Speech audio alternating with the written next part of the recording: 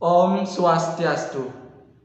Terima kasih kepada Ibu Nyoman Ayulan Trisnadewi SE MSc selaku dosen pembimbing utama, kepada Bapak Dr. Gede Adi Yuniarta SE AKMSI selaku dosen pembimbing pendamping, beserta Ibu Nikade Sinarwati SE MSI AK selaku dosen penelaah. Sebelumnya, perkenalkan saya Komang Rudi Kurniawan, NIM 171051089, Prodi S1 Akuntansi. Kesempatan ini saya akan mempresentasikan video proposal yang berjudul Faktor-faktor yang menentukan literasi keuangan pada mahasiswa Prodi S1 Akuntansi di Universitas Pendidikan Ganesha. Baik, adapun latar belakang mengapa saya memilih penelitian ini dikarenakan sebelumnya saya melihat bahwa peneliti sebelumnya sudah mencoba untuk meneliti faktor-faktor yang mempengaruhi literasi keuangan. Tetapi di sini harapan yang dimaksud oleh peneliti sebelumnya itu tidak sepenuhnya menjadi acuan bagi mahasiswa dalam mengatur atau mampu mengelola keuangan secara lebih baik. Karena terdapat masalah, yaitu masalahnya masih banyak ditemukan perilaku konsumtif mahasiswa yang tidak terkendali disebabkan oleh kurangnya pemahaman mengenai pengelolaan keuangan. Dan juga berdasarkan hasil dari observasi atau pengamatan saya, khususnya di lingkungan sekitar kampus Universitas Pendidikan Ganesha, Prodi S1 Akuntansi, masih banyak ditemui mahasiswa yang tega membohongi orang tuanya dalam membayar iuran yang kenyataannya uang iuran tersebut digunakan untuk kebutuhan konsumtif atau untuk kebutuhan pribadi yang tidak seharusnya digunakan. Nah, berangkat dari itu, saya lantas memilih penelitian ini kembali dengan objek dan subjek yang berbeda, yaitu di lingkungan Universitas Pendidikan Ganesha pada mahasiswa Prodi S1 Akuntansi. Nah, hal ini juga didukung oleh otoritas jasa keuangan yang melakukan survei yang mengatakan bahwa indeks literasi keuangan masyarakat Indonesia pada tahun 2019 itu sangat rendah, berkisar 38,03% dari seluruh total populasi masyarakat Indonesia. Nah, hal ini juga saya lakukan karena di lingkungan Universitas Pendidikan Ganesha masih banyak adanya produk-produk investasi yang seharusnya lebih dipahami kembali oleh mahasiswa agar tidak tergiur dalam mendapatkan keuntungan tersebut dalam jangka waktu yang pendek. Jadi di sini saya mencoba untuk membuat penelitian, yaitu faktor-faktor yang menentukan literasi keuangan pada mahasiswa Prodi S1 Akuntansi di Universitas Pendidikan Ganesha. Dari latar belakang tersebut, maka ditemukan identifikasi masalah. Yang pertama yaitu tingkat kemampuan literasi keuangan yang rendah pada mahasiswa Prodi S1 Akuntansi di Universitas Pendidikan Ganesha pada angkatan tahun 2017. Dan yang kedua adalah kurangnya pengetahuan dan edukasi terkait literasi keuangan pada mahasiswa Prodi S1 Akuntansi di Universitas Pendidikan Ganesha. Pembatasan masalah. Jadi berdasarkan identifikasi masalah yang sudah saya paparkan tersebut, masalah dalam penelitian ini dibatasi pada faktor-faktor yang menentukan literasi keuangan pada mahasiswa Prodi S1 Akuntansi di Universitas Pendidikan Ganesha. Selanjutnya yaitu rumusan masalah. Jadi terdapat dua rumusan masalah. Yang pertama, faktor apa saja yang menentukan literasi keuangan pada mahasiswa Prodi Akuntansi di Universitas Pendidikan Ganesha, dan yang kedua adalah faktor manakah yang paling dominan dalam menentukan literasi keuangan pada mahasiswa Prodi S1 Akuntansi di Universitas Pendidikan Ganesha. Tujuan penelitian yang pertama adalah untuk mengetahui faktor-faktor yang menentukan literasi keuangan pada mahasiswa Prodi S1 Akuntansi di Universitas Pendidikan Ganesha, dan yang kedua adalah untuk mengetahui faktor manakah yang paling dominan dalam menentukan literasi keuangan pada mahasiswa Prodi S1 Akuntansi di Universitas Pendidikan Ganesha. Manfaat hasil penelitian. Manfaat secara teoritis yaitu penelitian ini diharapkan dapat memberikan manfaat dalam peningkatan literasi keuangan khususnya pada Prodi S1 Akuntansi di Universitas Pendidikan Ganesha, dan manfaat secara praktis itu diharapkan penelitian ini dapat menjadi referensi bagi penelitian terkait literasi keuangan pada Prodi S1 Akuntansi di Universitas Pendidikan Ganesha. Yaitu kajian teori. Nah, grand teori atau teori utama yang saya gunakan dalam penelitian ini yaitu adalah perilaku keuangan. Nah, menurut Knopfsinger pada tahun 2001, mendefinisikan bahwa perilaku keuangan yaitu mempelajari bagaimana manusia secara aktual berperilaku dalam sebuah penentuan keuangan atau financial setting, khususnya mempelajari bagaimana psikologi mempengaruhi keputusan keuangan perusahaan dan pasar keuangan. Nah, diharapkan dengan teori ini mampu menjawab atas permasalahan yang ada dalam penelitian ini.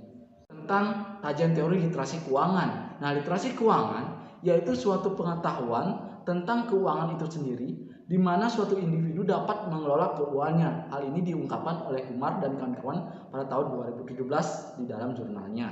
Dan faktor yang mempengaruhi literasi keuangan menurut OJK pada tahun 2017 adalah yang pertama adalah tingkat pendidikan, jenis kelamin, dan pendapatan. Jadi berangkat dari pengertian dan faktor-faktor yang sudah dijelaskan oleh beberapa pihak yang berwenang, itu saya pelajari dan saya memuat variabel-variabel tersebut. Baik, selanjutnya faktor-faktor yang menentukan literasi keuangan. Jadi ada teori dari Lusardi dan kawan-kawan dalam Imawati dan kawan-kawan pada tahun 2016 bahwa ada 3 hal yang memberikan pengaruh terhadap kemampuan literasi keuangan, yaitu yang pertama sosiodemografi, yang kedua latar belakang keluarga, dan yang ketiga adalah kelompok pertemanan. Nah, sosiodemografi adalah adanya perbedaan kepahaman antara laki-laki dan perempuan terkait dengan literasi keuangan. Dianggap bahwa laki-laki lebih memiliki literasi keuangan yang baik dibandingkan dengan perempuan. Nah, latar belakang keluarga itu pada konsep ini adalah pendidikan seorang ibu atau keluarga yang orang tuanya, khususnya ibunya, merupakan lulusan yang berpendidikan lebih tinggi atau di perguruan tinggi, itu lebih bisa memberikan edukasi tentang literasi keuangan kepada anaknya lebih baik. Jadi latar belakang keluarga juga ikut serta dalam mempengaruhi literasi keuangan. Dan yang ketiga adalah kelompok pertemanan, yaitu bagaimana pengaruh dari teman itu mampu untuk bisa meningkatkan atau menurunkan literasi keuangan pada seorang individu.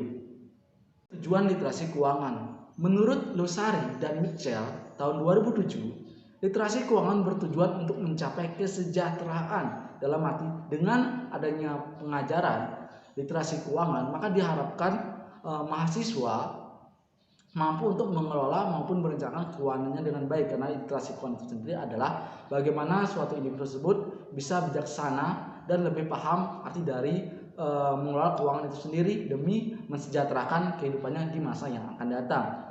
Yaitu kerangka pemikiran. Jadi di sini dari teori-teori yang sudah ada, maka di sini saya membentuk 10 variabel X, yaitu yang pertama adalah jenis kelamin, strata pendidikan, ruang lingkup pertemanan, strata sosial, lingkungan, pola pikir individu, pola asuh orang tua, uang saku, pekerjaan orang tua, dan yang terakhir pengaruh teman. Apakah nanti akan menentukan literasi keuangan atau tidak? Penelitian yang relevan. Jadi di sini terdapat beberapa peneliti terdahulu, yaitu yang pertama adalah Krisna Herawati pada tahun 2017 yang judulnya yaitu tingkat literasi keuangan mahasiswa serta faktor-faktor yang mempengaruhinya. Dengan hasil penelitian menunjukkan hanya gender yang berpengaruh secara signifikan terhadap literasi keuangan, sedangkan variabel lainnya usia, pekerjaan, dan penghasilan orang tua tidak berpengaruh. Nah, peneliti selanjutnya juga Nurhab pada tahun 2018 yang dengan judul yaitu faktor-faktor yang mempengaruhi literasi finansial mahasiswa. Dengan hasil penelitian bahwa analisis faktor terhadap 17 variabel indikator menghasilkan 5 faktor pembentuk, yaitu faktor manajemen yang pertama, yang kedua faktor pendapatan, dan yang ketiga faktor penganggaran, yang keempat faktor pendidikan, dan yang kelima faktor perencanaan. Dilakukan oleh Suryanto dan Rasmini pada tahun 2018 dengan judul Analisis Literasi Keuangan dan Faktor-Faktor yang Mempengaruhinya. Dengan hasil penelitian bahwa hasil tersebut menunjukkan bahwa faktor yang mempengaruhi literasi keuangan UMKM di tingkat Kota Bandung yaitu usia, tingkat pendidikan formal, dan pendapatan usaha yang berpengaruh secara simultan. Nah, penelitian dilakukan oleh Soleh juga dengan judul pengaruh literasi keuangan terhadap perilaku keuangan mahasiswa program studi pendidikan ekonomi Universitas Pamulang. Dengan hasil penelitian menunjukkan bahwa terdapat pengaruh yang signifikan antara literasi keuangan terhadap perilaku keuangan mahasiswa semester 7 pendidikan ekonomi Universitas Pamulang tahun akademik 2019-2020. Dan peneliti terakhir yaitu Upadana pada tahun 2020 dengan judul Pengaruh Literasi Keuangan dan Perilaku Keuangan terhadap Keputusan Investasi Mahasiswa. Dengan hasil yang menyatakan bahwa literasi keuangan dan perilaku keuangan berpengaruh secara positif terhadap literasi keuangan itu sendiri. Nah, yang pertama adalah rancangan penelitian. Jadi jenis penelitian ini termasuk penelitian kuantitatif dengan desain penelitian yang digunakan adalah deskriptif kuantitatif dan menggunakan analisis faktor sebagai teknik analisisnya. Rancangan penelitian dengan judul Faktor-faktor yang menentukan literasi keuangan pada mahasiswa prodi S1 akuntansi di Universitas Indonesia pada angkatan tahun 2017. Nah, di sini saya memiliki beberapa variabel hasil kerangka pemikiran. Yang pertama ada jenis kelamin, serta pendidikan, ruang lingkup, pertemanan, strata sosial, lingkungan, pola pikir individu, pola asuh orang tua, uang saku, dan pekerjaan orang tua, dan yang terakhir adalah pengaruh teman. Nah, di sini menggunakan teknik analisis yaitu analisis faktor. Yang pertama adalah merumuskan masalah terlebih dahulu. Selanjutnya adalah analisis statistik deskriptif. Yang ketiga membuat metrik korelasi. Dan selanjutnya adalah menentukan jumlah faktor. Yang kelima menentukan rotasi faktor. Dan yang keenam adalah interpretasi faktor atau mendeskripsikan faktor-faktor yang sudah terbentuk dari hasil analisis statistika yang sudah dilakukan. Nah, kesimpulannya didapatkanlah jawaban atas rumusan masalah yang sudah dipaparkan sebelumnya. Selanjutnya adalah lokasi dan waktu penelitian. Penelitian yang dilakukan penting untuk menentukan lokasi dan waktu penelitian yang akan dilakukan. Adapun lokasi atau tempat pelaksanaan penelitian ini dilakukan di Universitas Pendidikan Indonesia, program studi akuntansi S1. Selanjutnya adalah jenis dan sumber data. Jenis data yang digunakan dalam penelitian ini, penulis menggunakan data kuantitatif dengan desain penelitian yaitu deskriptif, kuantitatif dengan teknik analisis yaitu berupa analisis faktor. Nah, datanya di sini ada dua, yaitu data primer, yaitu sumber data yang secara langsung memberikan data kepada pengumpul data, dan data primer yang dikumpulkan berupa jawaban dari responden atau pertanyaan-pertanyaan yang ada dalam kuesioner penelitian yang disusun. Terus juga ada data sekunder, yaitu sumber yang secara tidak langsung memberikan data kepada pengumpul data seperti berupa laporan keuangan atau lainnya dokumen. Nah, dari penelitian ini data sekundernya adalah informasi mengenai jumlah populasi yang ada pada mahasiswa prodi S1 akuntansi pada angkatan tahun 2017. Terus yang selanjutnya yaitu populasi dan sampel penelitian. Nah, populasi adalah wilayah generalisasi yang terdiri atas objek-objek yang mempunyai kualitas dan karakteristik tertentu yang ditetapkan oleh peneliti untuk dipelajari, dan kemudian ditarik kesimpulannya satu populasi bukan hanya orang tapi juga objek dan benda-benda. Jadi dalam penelitian ini populasinya adalah seluruh mahasiswa prodi S1 akuntansi, dan sampel adalah dilakukan dengan teknik rumus Slovin yang sudah dipaparkan di dalam proposal yang sudah saya buat. Selanjutnya itulah sampel penelitian. Jadi menurut Sugiono pada tahun 2013, sampel adalah bagian dari jumlah populasi dengan karakteristik yang dimiliki. Nah, dalam hal ini sampel itu digunakan yaitu pada mahasiswa prodi S1 akuntansi tahun 2017 dengan metode acak, yaitu sesuai dengan kebutuhan yang diperlukan. Terus selanjutnya adalah definisi operasional variabel. Definisi operasional variabel merupakan suatu definisi yang menjelaskan tentang bagaimana variabel yang sudah ditetapkan oleh peneliti untuk dipelajari dan kemudian Baik, untuk selanjutnya yaitu hasil penelitian.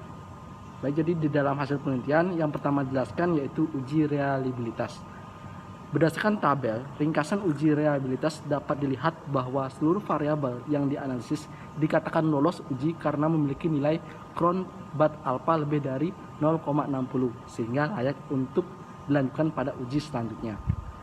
Adapun tabel tersebut terdiri dari satu jenis kelamin, yang kedua strata pendidikan, yang tiga ruang lingkup pertemanan, yang keempat strata sosial, yang kelima lingkungan, yang keenam pola pikir individu, yang ketujuh pola asuh orang tua, yang 8 uang saku, yang ke-9 pekerjaan orang tua, dan yang ke-10 adalah pengaruh teman.